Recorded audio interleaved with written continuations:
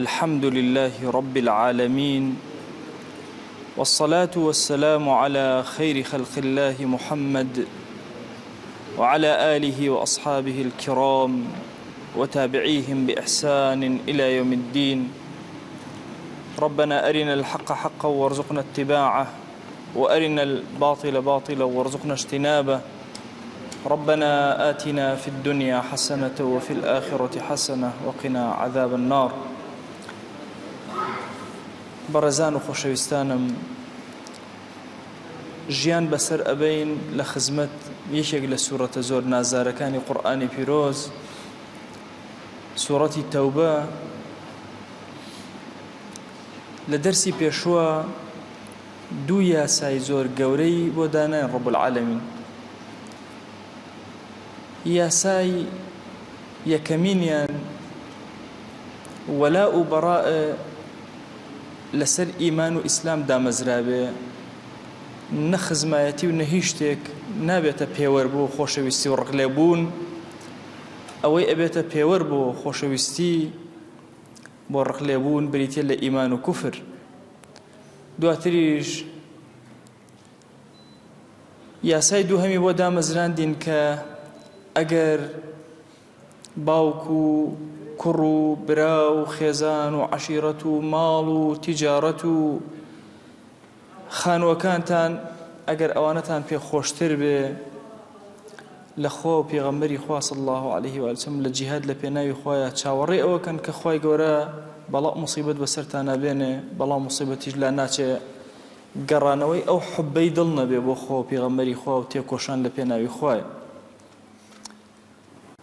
ئەمڕۆ لە خزمەت سێ ئاەتی تری پیرۆزی ئەم سوورەتە ئەبین.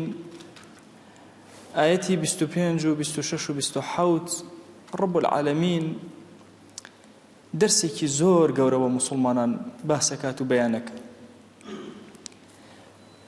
پێغەمبەری خوا صلی الله علیه و آله وسلم لە غەزوەکانی پێش حونەینە لە سریەکانە کە ئەینارد نزیکەی 80 سریەی ناردبوو، هەمووشیان نەجاحەتیان هێناو. بەڵێ 80 غەزوەی پێغەمبەری خوا صلی الله علیه وسلم یەک لە دوای یەک نەجاحەتیان هێناو. دواتر فەتحی مەکە کرا و نەسرەتێکی زۆر گەورە بۆ ئیمانداران. 10,000 جوندی لە بەردەم پێغەمبەری خوایە صلی الله علیه وسلم، ئەوانەی پێش فەتحی مەکە کە ئیمانیان هێنا 10,000 کەس بوو. کەسی زۆر دامەزراوی پەروەردەکرا و لە خزمەت خۆشەویستە هێرشیان کرد و فەتحی مەکەیان کرد. هەندێ عەشیرەت هەبوون ئەمەیان پێ قبوڵ نەئەکرا. لای ئایان بینی لە سوڵحی حودەیبیە خۆشەویست صلی الله علیه وسلم زۆر نەسرەتی بەدەستێناوە، پاشا و مەلیکەکانی جیهان هەموو نامەیان بۆ ڕۆشتووە. ئەوە تا ئێستا فەتحی مەکەشی کردووە. بۆیە تیرەکانی هەوازین و ثەقیف، مضەڕ و جەسم و بەنی سەعد و زۆرێکی تر لەمانە بەنی بەکر کۆبوونەوە، قەراریاندا کۆتا جەنگی خۆیان لەگەڵ پێغەمبەری خۆیان صلی الله علیه وسلم بکەن و تەواو خۆیان مانووکن. مالیکی کوڕی عەوفی نەسری ئەویان کردە قائیدی و گەورەی خۆیان، گەنجێکی هەڵکەوتەی 32 ساڵە، مەشهوور بوو بەوەی کە لە هیچ جەنگێکانە وەشکست بێن. ئەویش هات هەر هەمویانی کۆ کردەوە. کەسێک لەناو هەوازینە هەبوو کە مەشهوور بوو، ناوی دوڕەیدی کوڕی سەمەح بوو، 160 ساڵ عومری بوو. گەورەترین خەبیری عەسکەری ئەو زەمانە بە معنای ئەمڕۆ بڵێن ئەم کەسە بوو. تەنانەت ئەویشیان هێنا، خێزان و مناڵ و ژن و هەر هەموو مالیک بڕیاریدا هەر هەموو پێکەوە هەر چییان هەیە لە ماڵ و سەرد و سامان بیکەنەوە، چی ئاڵتونیان هەبوو، چی مەڕ و ماڵاتیان هەبوو، چی وشتریان هەبوو، خێزانیان مناڵەکانیان، هەر هەمویان ئەمانە کۆبوونەوە لە شوێنێک کە پێوتە ئەوتاس. لە ئەوتاس دۆڵێکی زۆر نزم هەبوو ئەچووە خوارەوە، لەو بەریشەوە دەرئەچوو. ئەم دۆڵە پێوترا حونەین، وادی حونەین. ئەم بەر و ئەوبەری ئەو دۆڵە پڕ بوو لە دار. پێغەمبەری خوا صلی الله علیه وسلم ئەم هەواڵە وردە وەردەگەیشت کە هەوازینەکان کۆبوونەتەوە سەرەتا خەبەری هەوازین هات ئەیانەوەی هێرشکەنە سەر مەککە.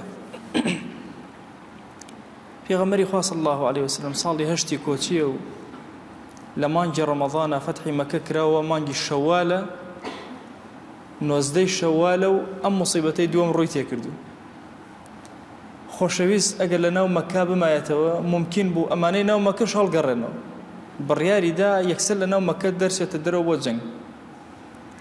جێشی جوڵان 10,000ەکەی خۆی و 2,000 لە طولەقا، ئەوانەی کە لە مەککە پێوتن وتی ئەنتم الطولەقا، ئێوە ئازاد کراون، ئیمانیان هێنا، تازە ئیمانیان هێنا بوو. 2,000 کەس لەمانەش واتە 12,000 جێش لە خزمەتی پێغەمبەری خوا صلی الله عليه وسلم دەرچوونە دەرەوە.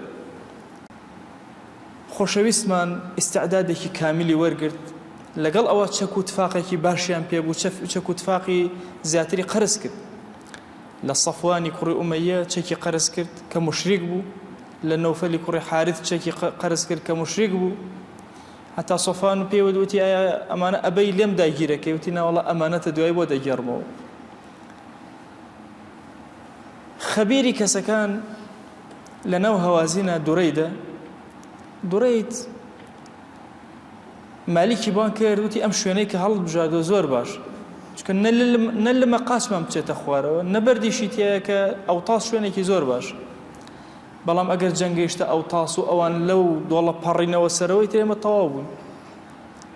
بۆیە وەرە تیر هاوێژەکانی هەوازین، طبعاً هەوازین مەشهور بوون بکە تیر هاوێژەکانیان زۆر تایبەت، لەناو ئەم دارانە ونکە بیان شارەوە، خواردنی 3 ڕۆژیشیان بدەرە. ئەم 3 ڕۆژە نابێ حەرەکە و جوڵەکەن، بۆی هیچ کەسێک نەزانێت کە ئەوان لەویان.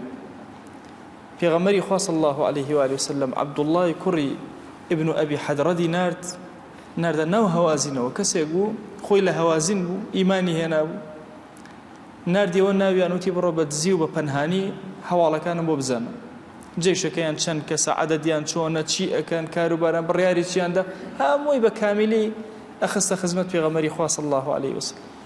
کە خۆشەویستمان دەرس و گەیشتە سەر ئەم دۆڵە و ئەم دۆڵەی بینی ڕۆشنە خوارەوە بۆ ئەم دۆڵە و سەرکەوتن ئاسانە بۆ ئەوتاس، بەڵام ئەم دارانە لە لای ڕاست و چەپەوە زۆر خەتەرناکن ئەگەر بێت و تیر هاوێژی لەسەر بن.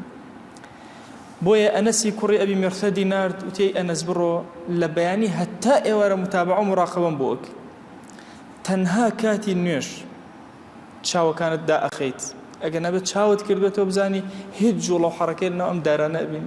ئەوش ئەسپێکی زۆر چاکی پێ بوو، زۆر گەڕا بەناو دارەکانە، زۆر سەیری کرد، چۆ شوێنێکی بەرز بە وردی متابعە ئەکرد، یەک جوڵە و حەرەکەی نەبین. هاتەوە خزمەت پێغەمبەری خوا صلی الله عليه و آله وسلم، تی وەڵا خۆشەویست مژدەم بدەرێ، ئەبشیر، هیچ کەسێکی تیان نییە، چۆڵ هەوازین لەو بەرەوەن، هەوازین و ثەقیف و ئەمانە هەمووی لەو بەرەوە جێیشی خۆیان کۆ کردوێتەوە. ڕیوایەتەکان جێیشی هەوازین چەندێکە، هەندێک گوتویانە 30,000 کەس بوو، چەند بوو، ئەوانە ئەو ڕیوایەتانە غەڵەتە، ئەسڵ وایە 4,000 کەس بوو، بەڵام 4,000 کەسی زۆر مدەڕەبی شەڕکەر خێزان و ماڵی مناڵی خۆیان هێنا و وا هاتوون نەگەڕێنەوە. کاتێ ئەنەس ئەم هەواڵەی هێناوە بۆ پێغەمبەری خوا صلی الله عليه وسلم، خۆشەویستمان زۆر دڵی خۆش بوو، فەرمووی ئەبشر فإن لك الجنة، مژدە لێبێ ئەی ئەنەسی کوڕی ئەبی مێرثەد، ئەوە بەهشت جێگەتە، ما ضرك ما فعلت بعد اليوم، لە دوای ئەم ڕۆژەوە هەرچی بکەی زەرر لێ نادە، تۆ بەهشتیت. طبعا مەسەلەی چوونە ناو دوژمن و متابعی دوژمن و ئەوانە ئەجرێکی زۆر گەورەیە. سەیری ئەم زەمانە مەکەن، ئومەتی ئیسلامی خواخوامانە کافر نەفەر نەنێرێتە ناومان، بەخوا بێ ئومەتی ئیسلامی لە هەموو سوچێکی سەرزەویە هەبێ. تەسەوور کە ئەو جاریە موسڵمانانەی کە جەواسیسی ئومەتی ئیسلامی بوون لە ناو دەوڵەتی کافرانە، لە ڕۆژێکە تەنها یەک جاریان توانین نوێژکەن، لە شەوێکە درەنگێکە شەوەکان نوێژەکانیان هەموو ئەگێڕایەوە، تەنها نوێژەکانیشیان پێ نەئەکرا، بەڵام ئەو شوێنەی کە بۆیان دانراوە شوێنێکی زۆر حەساس بوو. ئەو لە بابەتی علمی موازنات و فقهی موازناتە، تەفسیلاتی زۆرە. هەندێک لەوانە بە کامیلی ڕەمەزان بە ڕۆژوو نەبوو، تەنها لە پێناوی چاوی موسڵمانان لەو شتوانانە بزان کافر چی ئەکا و چی ناکە. ئەمانە ئەجریان زۆر گەورەیە، بۆیە ئەم ئەجرە گەورە پێغەمبەری خوا صلی الله عليه وسلم بە ئەنەسی کوڕی ئەبی مێرثەدی ئەدا خۆشەویستمان کە زانی ئەو هەیە ئەو شەوە هیچ بۆ بەرەبەیانی زوو تەوزیعی کردینی بە سێ فرقە فرقەیەک خالدی کوڕی وەلی سەرپەرشتی ئەکرد فرقەیەک زوبەیری کوڕی عەوام فرقەیەک عەلی کوڕی ئەبی طالب یەکەم فرقە کە خۆی کرد بە ناو دۆڵەکە فرقەی خالدی کوڕی وەلید لە پڕ کاتێکیان زانی لە هەرچی دارەوەیە تیریان تێگرت تیر ئەندازێکی وەهاش زۆر کەم غەڵەتەکەن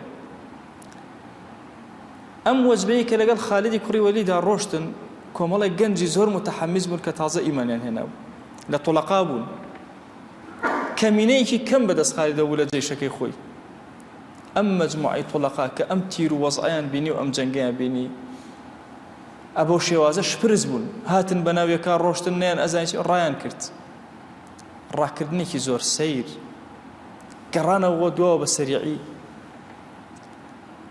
ئەم شکانەی ئەمان وهای کرد جێشەکە بە کامیلی شکا 12,000 جێش بشکی پێغەمبەری خوا صلی الله عليه و آله وسلم ئەلەو ڕۆژە بۆیە ئەصحاب ئەیانوت کانە ئەشجع الناس لە هەموو کەس ئازاتر بوو خۆشەویست ئەفەرمێ لایەکی ئەو بەغەلەی ئەو ئێسترەی کە پێی بوو عەباسی کوڕی ئەبی طالب گرتبووی لاکەی تریشی ئەبوو سوفیان طبعا ئەبوو سوفیان شیعە زۆر قسەی لەسەر ئەکەن یەکێکە لەو هاوڵانەی کە زۆر بە دامەزراوی دوای ئیمانداری حتا هەردوو چاوی کوێر بوو لە پێناوی خۆ لە جیهاد تون ئەم لاولای بەغەلەی پێغەمبەری خۆیان گرتبوو صلی الله عليه وسلم بۆی هێرش نەکاتە ناو کافرەوە نەچێتە ناو چاڵایەکەوە بە زۆر ڕایان ئەگرت خۆشەویستمان هەر بەرەو خوارەوە ئەچوو فەرمووی عەباس هاوار کە هاوار لە ئەصحاب هەموو ڕایان ئەکرد دە کەسێک بە دەوری خۆشەویستەوە مابوو صلی الله عليه وسلم هاواری کرد یا ئەهل الشەجەرە هۆ ئەو ئەهلەی کە ئەهلی شەجەرەن و لەژێر دارەکەی بەیعەت ڕضوانە 1400 کەس بوون بەیعەتتاندا وەرنەوە ئەفەرمە کە گویان لە سەوتی بوو سبحان الله سەوتی عەباس ڕێک وەکو سەوتی پێغەمبەری خوا بوو صلی الله عليه وسلم و سەوتی زۆر گەورە بوو ئەڵێ بە پەلە هەمویان ئەگەڕانەوە ئەڵێ جێشەکە بڕێکی ڕای کرد بڕێکی ئەهاتەوە پاڵە پەستۆیەکی زۆر عەجایب دروست بوو هاواری کرد یا ئەصحاب سورة البقرة هو ئەوانەی سورەتی بەقەرەتان لەبەرە هەموو مەجموعەیەکتر ڕایان کرد هاتنەوە هاواری کرد یا أصحاب بدر يا أصحاب أحد يا أيها الأنصار يا مهاجرين همو بيكو بلا مريان أدو أقرانو وخزبت بيغمري خواه صلى الله عليه وسلم خۆشەویستمان لەسەر بەغەلەکەی خۆی دابۆزی مشتی خۆڵی هەڵکرد و وەشانی ئەصحابی پێغەمبەری خوا صلی الله عليه وسلم زۆر پاڵەوانە جەنگیان کرد خالدی کوڕی وەلید خۆشەویستمان بینی کەوتبوو توانای جوڵەی نەما بوو ئەوەندە تیر بە پشتیەوە بوو ئەوەندە تیریان لێدا بوو خۆشەویستمان بە تفی مبارەکی ئەیهێنا بە پشتیا شوێن زامەکانیە هەموو شوێن زامەکانی چاک بوونەوە یەکێک لەو کەسانەی کە چاوی هاتە دەرەوە بریتی بوو لە ئەبوو سوفیان پێغەمبەری خوا صلی الله عليه و آله وسلم ئەی ئەبوو سوفیان ئەگەر ئەتەوێ هات وتی چاوەکەم بخەرەوە شوێن خۆی وەکو چاوی مقداد فەرمووی ئەگەر ئەتەوێ چاوەکە دەخەمەوە شوێن خۆی ئەگەر ئەشتەوێ بەهەشت وەرگرە سەیری تاقیکردنەوەی ئیمانی ئەبوو سوفیان کرد ئەفەرمێ کەمێک وەستا چاوەکەی خۆی لێ کردەوە خستە ژێر قاچی وتی بەل الجەنە بەس بەهشتم ئەمە لەوە سێسە بە باسکردن بەلامانەوە سیر بێ بەڵام بیرکەرەوە لەو قووەتە ئیمانیە کە پاڵ بەم کەسەوە ئێنە ڕێک بەهشت بە چاوی خۆی بە چاوی سەری ئەبینی و هاوڵانی پێغەمبەری خوا صلی الله عليه و آله وسلم شەهیدیان لێ بوو دواتر ئەم جەیشەی ئەوان شکا ڕایان کرد بە سێ لایە ڕایان ئەکرد پێغەمبەری خوا صلی الله عليه و آله وسلم سێ فرقە بە هەر سێ لاکە ناردی خۆشی چوو بۆ طائف ئەمان هەرچی ماڵ و مناڵیانە بەجێیان هێشت هەمووی گیرە هەرچی ئەموال و سەرەت و سامان و مەڕ و ماڵاتە هەمووی اینجا پێغەمبەری خوا صلی الله عليه وسلم دەستی کرد بە تەوزیعات ئەبوو سوفیان هاتە لای پێغەمبەری خوا صلی الله عليه وسلم 100 ئۆقیە شتێک کە ئاڵتوونی تی ئەکرا پێیدا 100 وشتری دایە 100 مانگای دایە 100 مەڕی دایە وتی ئەی کوڕەکانم ئەی پێغەمبەری خوا صلی الله عليه وسلم وتی بۆ ئەوانیش وەکو تۆ كمان كڕەکانی قیاداتی زۆر گەورە بوون پێغەمبەری خوا صلی الله عليه وسلم بەتایبەتی هیشامیان ڕاستەوخۆ لە دوای موسڵمانبوونی کاتە قائیدێکی زۆر گەورەی جێشی ئیسلامی ئەو جێشیانەی کە بەرەو شام ڕۆشتن هەمووی لەژێر قیادەی ئەوە بوو.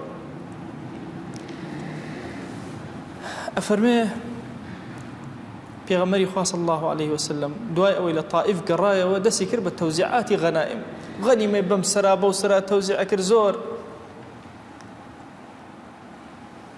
زۆری ئەدانێ. لە نێوان دۆڵێکیان پیشاندا وتیان یا ڕەسوڵ الله ئەمەشمان جیا کردەوە بۆ تۆ لە خومسە. کابراایکی عەرابی ئاوا سەیری کرد وتی ئەمەت بەلاوە عەجایبە، وتی هەمووی بۆ تۆ. ڕۆشتەوە بۆ ناو قەومەکەی کوڕی وتی زوو شایەتمان بێن، وەڵڵاهی لای پێوە کاتم نازانێ فەقیری چی، هەر نازانێت دنیا چی، هەمووی بەخشە. لێرە وردە مقۆیەک لە دڵی ئەنسارا دروست بوو، هیچی نەدا بە هیچ کەسێکی ئەنساری. ئەهلی مەکە هەموو شتیان وەرئەگەر، عەرابەکان وەریان ئەگرت، شتەکان زۆر بوو. بەڵام بە هیچ شێوازی ئەنسار بەشدار نەبوون. ئەنسارەکان دڵیان شتێک هاتە دڵیانەوە، غەمێک هاتە دڵیانەوە. عەرزی پێغەمبەری خۆیان کرد صلی الله عليه وسلم کە غەمێک ئەنساری داگرتووە کە ئەڵێن خۆشەویست کە خزمەکانی خۆی بینی ئێمە لەیاد کرد. فەرمووی ئادێ هەمویان بۆ کۆکردن کە کۆکرانەوە لە بەردەمیانە خوتبەیەکی زۆر سیر ئەدا پێغەمبەری خوا صلی الله عليه وسلم. ئەب لە خوتبە کە سەیری ئەکەی بەلیخترین خوتبە ئەم خوتبەیە. هات یەکەم شت چیوە باس کرد؟ منەتی خۆی بەسەریانەوە.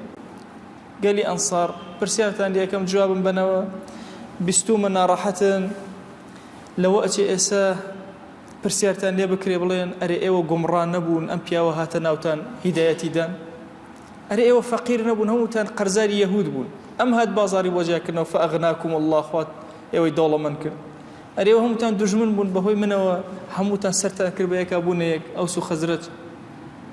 وتیان واللهی هەموو منەت هی تۆیە ئەی پێغەمبەری خوا صلی الله عليه وسلم. تیوە ئەکرێ ئێوە بڵێن جارێکی تر وەڵێ ئەرێ ئەم کابرای هاتە بۆ لای ئێمە هەموو خەڵک بە درۆی خستەوە ئێمە بەڕاستمان زانی. کورە هەمویان پەردیان کرد و دەریان کرد بوو نێزانی بۆ کوێ بچێ، مەطرود بوو. فەئاوەیناکە ئەکرێ بڵێن ئەی پێغەمبەری خوا صلی الله عليه وسلم تۆ مەطرود بووی، تۆ دەرکرا بوو ئێمە داڵدەی تۆماندا. وعائلا فأسيناك فقير وهجار بووی خۆت کرد بە ناو مەدینە، ئێمە هەرچیمانە بوو کردمان بەشمان کرد لەگەڵت. ومەخذولا فنصرناك زەلیل بووی ئێمە نەسرەتمەدایت و جایەکتە دروستمان کردیتەوە. ئەکرێ وا بڵێن ئەنسار زۆر شەرمیان کرد لەم قسانەی پێغەمبەری خوا صلی الله عليه وسلم، بەڵام قسەی دڵی هەموویانی کرد. خەتیبی بەلیغ وتأتي لعلم مناظرة مجالي قسەی بەرامبەر نایەڵێتەوە، قسەکەی بەرامبەر ئەکات و جوابیشی ئەداتەوە. ئەفەرمێ ئەنسار زۆر شەرمیان کرد. اینجا ڕووی تێکردن وتی ئەی ئەهلی ئەنسار و ئەی گەلی ئەنسار، شتێک لە دڵتانە دروست بوو بۆ ئەوەی شتێکی بێ نرخی دنیا دراوەت ئەم کەسانەی کە تازە موسڵمان بوون هەتاوەکو دڵیان ئارام بێ لەسەر ئیسلام و ئێوەش تەوکیلم کردون لەسەر ئیسلامەکەتان ووەکەلتوکم إلى ئیسلامیکم، ئیسلامی ئێوە باش دامەزراوە. ئەرێ ڕازی نابن ئەی ئەهلی ئەنسار، خەڵک بێن مەڕ و ماڵات و ئەم شتانە لەگەڵ خۆیانە بەرنەوە. وترجعون أنتم برسول الله إلى رحالكم، ئێوە پێغەمبەری خوا صلی الله عليه وآله وسلم بگێڕنەوە بۆ ناو کەلوپەلەکەی خۆتان و لەگەڵ کەلوپەلی خۆتانە خۆشەویست بەرنەوە. ئەڵێ ئەنسارەکان دەستیان کرد بە گریان، وتیان واللهی تەنها پێغەمبەری خوامان ئەوێ صلی الله عليه وسلم کە بگەڕێتەوە لەگەڵمان. خۆشەویست دەستی بەرز کردەوە فەرمووی اللهم ارحم الأنصار، خوای ڕەحم بە ئەنسار کە، وأبناء الأنصار ڕەحم بە کوڕەکانی ئەنساریەکان کەی، وأبناء الأنصار بە کوڕەکانی ئەنساریش. ئەڵێن ئەم دوعایەکی دەوامی پێغەمبەری خوایە صلی الله عليه وآله وسلم. ئەنساریەکانیش دەرونیان ئارامی گرت. هەوازین و ثەقیف و ئەمانەی کە ڕایان کردبوو مجموعەیەکیان یەکیان گرتەوە و هاتن لای پێغەمبەری خوا صلی الله عليه وسلم وتیان یا رسول الله تەوبە ئەکەین و ئیمان ئەهێنین، چیمان لێ ئەکەی؟ فەرمووی اختیارتان ئەدەمە، شتەکان هەمووی تەوزیع کردو. ئەمە لە جەنگە ئەو کەسانەی بە ئەسیر ئەگیرێن حاکمی موسڵمانان اختیاری هەیە لە نێوان چوار شتا بە پێی مەسلحەتی ئیسلام ئەم کەسانە ئەکوژرێن کە ئەسیر کراون، ئەم کەسانە بە بەلاش بەرئەدرێن، ئەم کەسانە لە بەرامبەر پارەیە بەرئەدرێن یا لە بەرامبەر هەر مەسلحەتێکە، ئەم کەسانە ئەکرێن بە عەبد و جاریە. کچەکانیان مناڵەکانیان کرا بۆ عەبد و جاریە. هەوازین و ثەقیف هاتوونەتەوە پێغەمبەری خوا صلی الله علیه وسلم ئەمرەی دەرکرد. وتیان یا رسول الله صلی الله علیه وسلم هاتوون تۆ ئیمانمان هێنا و فەرمووی اختیارتان ئەدەمێ یا ماڵەکەتان بۆ ئەگەڕمەوە یا مناڵەکانتان، خێزان و مناڵتان چیتان ئەوێ؟ تیان وەڵی خێزان و مناڵەکانمان ئەوێ. پێغەمبەری خوا صلی الله علیه وسلم تەخطیتێکی زۆر گەورەی دان، فەرمووی ئەمەی هی من و هی بەنی عەبدولموطەلیبە هەمووتان بۆ ئەگەڕمەوە، بەڵام ئەوە تەوزیع کراوە مافی خۆیانە تازە ئەوانیش لە جەنگا بەشدار بوون و جەنگیان کردەوە تەوزیع کراوە بەسەریان. لە نوێژی نیوەڕۆیە هانا بێنن بۆ من و بۆ موسڵمانان، منیش لەوێ ئەم قسەیە ئەەکەم ئیتر موسڵمانان خۆیان ئەزانن چی ئەکەن. نوێنەری هەوازین هەڵسا وتی تەوەسول ئەەکەم بە پێغەمبەری خوا صلی الله علیه وسلم بۆ موسڵمانان بۆ ئێوە و تەوەسول ئەەکەم بۆ موسڵمانان بۆ پێغەمبەری خوا صلی الله علیه وسلم بەخوا ئێمە ئیمانمان هێناوە خۆشەویست اختیاری کردوون لە بینی دووشتا ئەموالەکانمان یا حەسەبمان هەڵبژاردوون، مناڵ و ئەولادەکانی خۆمانمان ئەوێتەوە.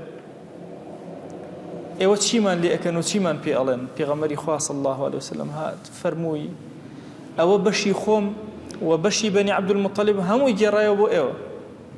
موسڵمانانیش خۆیان ئەزانن ئەوەی ئەیگێڕێتەوە ئەوەی کە نایگێڕێتەوە من بە قەرز لێ وەرئەگرمەوە، ئەمانە دوای قەرزەکانی ئەدەمەوە نەفەرەکانم بدەنەوە. ئەنسار و مهاجرین و ئەهلی سوورەتی بەقەڕ و هەر هەمووی گێڕایانەوە. ئەوانش کە تازە توڵەقا بوون هەمووشیان ئەوانە جارێکتر هەموویان گێڕایانەوە، هەموو مناڵەکان و وەچەکانیان گێڕایەوە بۆ هەوازین و ثەقیف. دواتری ثەقیف و طائف و ئەو عەشیەتانە خەڵکانێکی زۆر توند و قایم دەرچوون لە دینە و بەبێ پەشیمان بوونەوە. نەسڕەتێکی زۆر گەورە بۆ ئومەتی پێغەمبەری خوا صلی الله علیه وسلم. لێرە ئەم ئاەتە پیرۆزەی کە ئەمڕۆ ئەچینە خزمەتی باسی دەردی کوشندەی ئەم جەنگە ئەکا بۆ موسڵمانان شکان، بۆ 12,000 جێش کە پێغەمبەری خوا صلی الله علیه وسلم لە فەرمایشتێکە ئەفەرمێت جێشێک گەیشتە 12,000 ئیتر ناشکێ لە کەمیە، خەلەلی تری هەیە کە ئەشکێ بۆ شکان. أفرمي رب العالمين لقد نصركم الله في مواطن كثيرة، لزور موطني قورة زور زوانيا إيو منزال كرت، لزور موطني جنگا إيو منزال كرت أي هاولان. ويوم حنين إذ أعجبتكم كثرتكم فلم تغن عنكم شيئا، روجي حنينش كعجبتان هبو سيري زوري خوتان تان كرت اترواتان أزاين نأبز. هاوڵان کاتێک کە ئەڕۆشتن ئەم هەموو جێشیان ئەبینی بەو چڕ و پڕی جوانیە وتیان تازە ئێمە لەکوێشکێ؟ ئەوە ئێمە 300 کەس بووین لە بەدرا کەس دەرەقەتمان نەئەهات، ئێستا 12,000 بۆ 4,000 کەس. سبحان الله ئەم شکستە گەورە. فەلەم تغنی عنکم شەیئا، ئەم زۆریە هیچ سوودێکی بە ئێوە نەگەن، دەوڵەمەندی نەکردن، هیچ ئیسفادەیەکی نەبوو. ئومەتی ئیسلامی بە عەدەد و بە عیتاد جەنگ ناکە، بەهێزی ئیمان جەنگەکە. بۆیە هەر کاتێک خۆی لێگۆڕا لە هەر پرۆسەیەکە شکستی هێنا. مەسەلەی عوجب نەخۆشی تاکە، نەخۆشی کۆمەڵگای موسڵمانان هەردووکی. هەر تاکێکی موسڵمان لە هەر شتێکە عوجبی بۆ دروست بوو خۆی بە شت زانی، دڵنیا بە دۆڕاوە، دڵنیا بە شکستە هێن، شکستی زاهری و باڵتینی. بۆیە پیاوچاکان هەمیشە لە زەمەنی خۆیانە کە سەیری زەمەنیان ئەکرد کە مذاکەڕەیان ئەکرد لە بین یەکترە، ئەیان واوەیلا بە ئێمە ئەگەر خۆمان بە چاکتر بزانین لە یەک کەس لەسەر زەویە، یەک کەس لەسەر زەویە ئەمە خۆمان بە چاکتر نازانین. وە کۆمەڵگەی موسڵمانیش کە خۆیان عوجبیان پێیا کرد تەواو شکستێن، هەر بزوتنەوەیەکی ئیسلامی، هەر فکرێکی ئیسلامی، هەر کۆمەڵە موسڵمانێ لەسەر زەویە عوجبیان هەبوو ئیلا شکستێن. عجب ئەو دەردەیە هیچ مەجالیتیان نییە. ئێمە نابێت سەیری خۆمان کەین، سەیری زۆریمان کەین، سەیری عیتادمان کەین، ناوەڵڵا سەیری ئەو هێزە معنەویە ئەکەین، سەیری پاڵپشتی خوا ئەکەین جەلە جەلاله، چەنێ دڵمان لەگەڵ ئەوە. چونکە ئێمە جەنگی موسڵمانان لەسەر تاسەری مێژووە، جەنگ نەبووە بە ئالەتەکان. ڕاستە موسڵمان کولی ئالەتەکان جێبەجێ ئەکەن، لە کافریش زیاتر. ئەو فکرەیەکی تەمەڵانەیە کە تۆ بڵێ وەڵام من بە چەقۆیەک بەرامبەر بە دەبابەیەک جەنگ ئەکەم. ئەو فکرێکی ئیسلامی نییە. لە بەرامبەر دەوابەیەکا بێ ئەنواع و ئەشکاڵ چەکە دروست کردووە بۆ تەقانەوەی و پانکردنەوەی. لەگەڵ ئەوەشە ئەم چەکەی کە بەدەستەوە هیچ نییە، پشتێ بە ڕەب العالەمین بەستەوە، پەیوەندی تۆ لەگەڵ ئاسمانە، لەگەڵ وەرگرتنی هەموو وەسیلەکان. خۆشەویست لەم جەنگەیە ئەو هەموو عیتادەی پێیە، عیتادی تریش قەرزەکە. حتا سەفوان هێشتا مشریک بوو لەم جەنگەیە، پێغەمبەری خوا صلی الله علیه وسلم بەشێکی باشی بۆ دانا لە غەنیمەت، لەگەڵ ئەوە قەرزەکەی دایە و زیاتریشی دایە، 100 وشتری دایە لە زیادەی ئەوە. سەفوان خۆی ئەڵێ وەڵڵاهی ئەوەندەی دامێ ئەوەندەی دا حتا لە دڵما خۆشەویستی دروست بووی، ئیمانم هێنا. تەسەور کە چۆن خۆی تەجهیزەکە ئامادەیەکە، بەڵام پشتیش بەخوای گەورە ئەبەست. عجب زۆر خەتەرە. خەڵکی موسڵمان لە کوردستانە سەحوەی ئیسلامی یەکێک لە دەردە زۆر کوشتنەکانی عجبە. پێی وایە دوو ڕۆژێتە مزگەوت وازانە بەس خۆی ئەهلی مزگەوت و ئیمان و بەهەشت و ئیتر هەمووی لە جەهەنەمایە، وایەتە ئەوە عجبە. تۆ تەواو بووی، شکستی هێنا. بۆیە لەم 100 ساڵەی سەحوەی ئیسلامیە لە زۆر کات لە جیهانی ئیسلامیە هێزی موسڵمانان زۆر بە قووەت چۆتە سەرەوە، لە پڕ هاتۆتە خوا ڕۆژکاوە لەبەر ئەو عجبە و ئەو کەشخەی و ئەو کەشوفشەی کە بە خۆیانیان نەکردو. وضاقت عليكم الأرض بما رحبت. نەک هەر ئەوە کە جەنگێکی بەسیط، خوای گەورە بە قورس باسیەکە، ئەو زەویە پان و پۆڕەتان لێ بچوو بوو. وضاقت عليكم، نەتانەزانی چی بکەن، لەکوێوە ڕاکەن، شپرز بوون، هەر یەکەی بەلایەکە. ثم وليتم مدبرين، پشتان کردە کافران و ڕاتان کرد. ڕاغیبی ئەسفەهانی ئەفەرمێ کەلیمەی وەلا لە زمانی عەرەبیە دوو مەفعولی ئەوێ. ثم وليتم مدبرين، مدبرين لێرە حاڵە، يعني ثم وليتم الكفار مدبرين.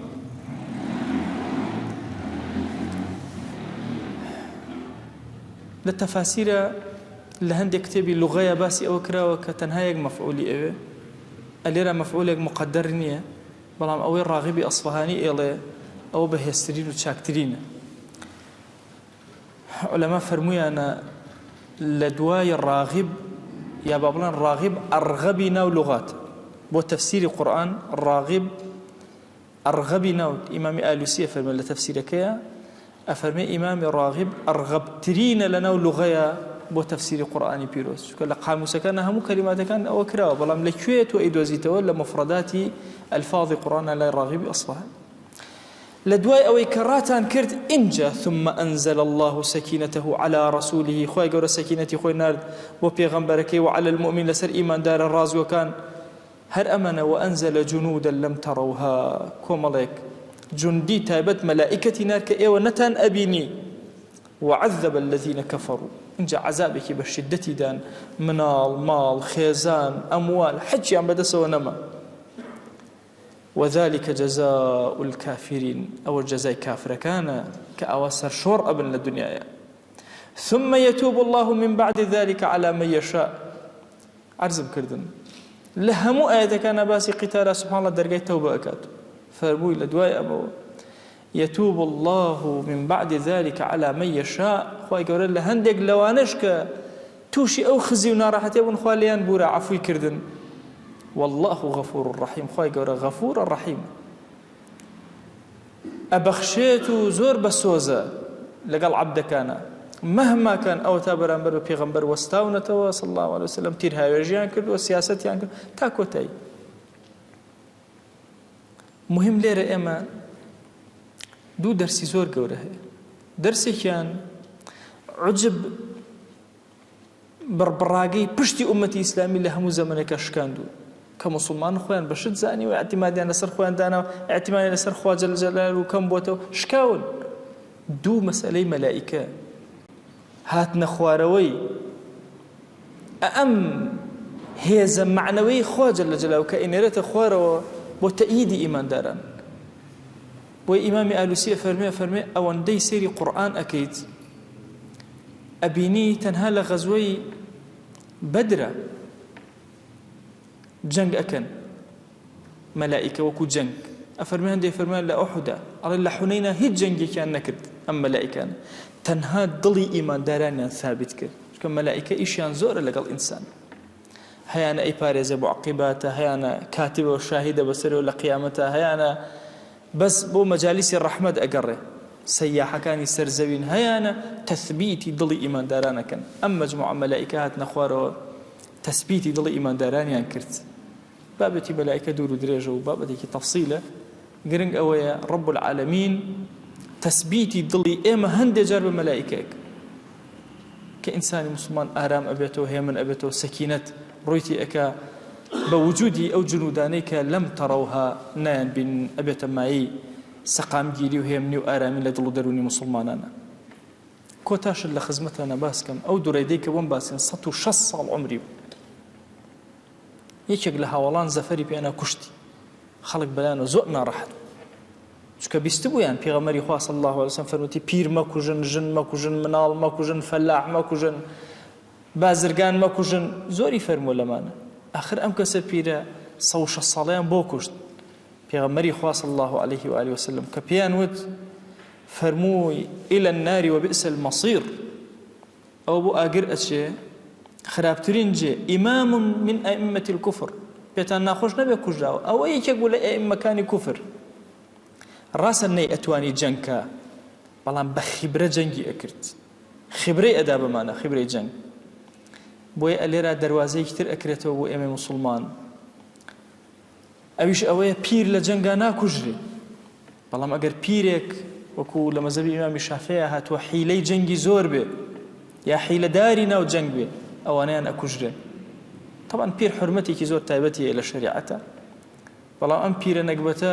بە 106 ساڵەوە هاتبوو تاکتیکی جەنگی دان نەتیجەکەشی کوشتن طبعا مەسەلەی بیرکەرەوە 106 ساڵ کەسێک خبرەی 106 ساڵی جەنگی کۆ کردوێتەوە بێ ئەلەوێت دای ڕێژە بۆ شکانی پێغەمبەری خوا صلی الله عليه وسلم نەتیجەکەی هەر کوشتن نەبێت بۆیە پێغەمبەری خوا صلی الله عليه وسلم تشجيعي أو كسانيك ككشتيان وشك أئمة يقول أئمة كفر إمام يقول أئمة كفر كوابو أو بابتيك لفقه إسلامي كباسك لبير ناكوجة مطلق نية أجر بيرك بالرأي مشاركة أكر وكل مذهب خومنا هاتوا لجنجة أو بير أكر تدس خليفة وجوري إيمان داران أمير إيمان داران كبريالي دابا كشتني أكوجر خوای جان داوال لي أكين بناوي جوانت بصفتي برزة باسم عظمة الرحمة بزي خود بسرمانا ببارنا عفو عافيتي خود بسرمانا ببارنا يا إلهي بنا أقرين بتولى عجب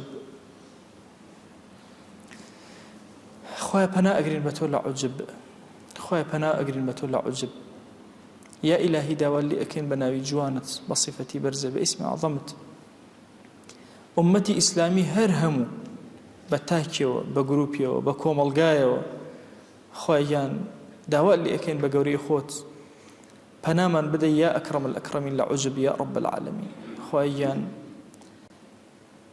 إما لزمنك أجين شنك بيشتر نصرت من بيني ولا مواطني كثيرة يا استأوان دزلت من بيني يا إلهي هانا الزلة فقيري وضعيفي والزليلي خو من بولا يتوبر زكينوا خويا أجر شيء إما قال كيشمان نبي يا إلهي تأخذ كلك دار منك دڵمان یەکخە ماڵمان یەکخە بەهێزمان کە سەرمان بەرزکە یا رب العالمین خۆی داوات لێ ئەکەین بە ناوی جوانت بە صفەتی بەرزە بە ئیسمی عەظەمت ڕەحەمات و بەرەکاتی خۆت بەسەرمانە ببارێنە عەفو و عافیەتی خۆت بەسەرمانە ببارێنە لە گوناهی مردوەکانمان ببورە خۆی لە گوناهی دایک و باوکمان ببورە لە گوناهی براو خوشەکانمان ببورە لە گوناهی خێزان و هاوسەر و مناڵمان ببورە لە گوناهی قوتابی ماوەسامان ببورە لە گوناهی دراوسەکانمان ببورە لە گوناهی ئەهلی شارمان ببورە لە گوناهی ئومەتی پێغەمبەری خوا صلی الله عليه وسلم ببورە یا ئیلاهی ئومەتەکەی پێغەمبەری خوا صلی الله عليه وآله وسلم لە ناڕەحەتێکی زۆر زەحمەتە شبهات و شەهەوات دەورەی داوە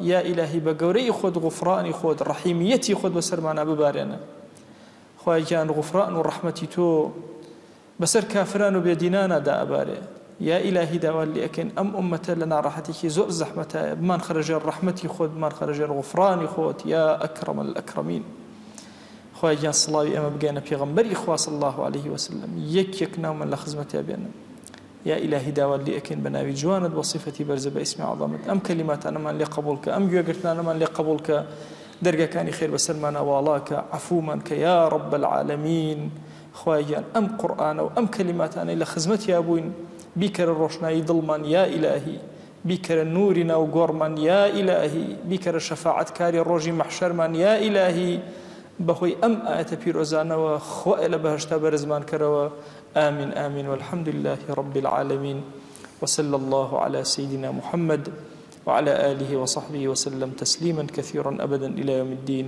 خوي قول لقناه من شوي وجبوري وخالي من قبولك